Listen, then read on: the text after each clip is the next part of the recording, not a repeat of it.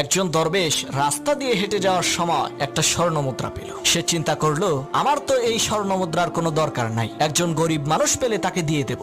এই ভেবে দরবেশ সামনের দিকে হাঁটা শুরু করলো। এমন সময় সে দেখতে পেল বিশাল বড় এক অশ্বারোহী বাহিনী নিয়ে অস্ত্রে শস্ত্রে সজ্জিত হয়ে সে রাজ্যের রাজা কোথায় যেন যাচ্ছে। সে রাজা দরবেশকে দেখে বলল, হুজুর, আমাদের জন্য দোয়া করবেন, আমরা যুদ্ধে যাচ্ছি। তখন সেই দরবেশ স্বর্ণ মুদ্রাটি রাজার হাতে দিয়ে বলল, রাজা মশাই, এই স্বর্ণ মুদ্রাটি আপনি রাখেন। তখন রাজা অবাক হয়ে বলল, এই বিশাল সাম্রাজ্যের রাজা আমি, সামান্য একটি স্বর্ণ মুদ্রা দিয়ে আমি করবোটা কি? তখন দরবেশ বলল, আমার মনে হয় এই স্বর্ণ মুদ্রাটা আপনার খুব প্রয়োজন, কারণ এত বড় সাম্রাজ্য থাকার পরও আপনি সন্তুষ্ট না, আরো একটা রাজ্য দখল করতে যাচ্ছেন। তখন রাজা মশাই বুঝতে পারলো, সত্যিই তো এই দরবেশের কাছে কিচ্ছু নাই, একটা স্বর্ণ মুদ্রা কুড়িয়ে পেয়েছে, তাও সে দান করে দিচ্ছে, সে তো আমার চাইতেও বড় রাজা।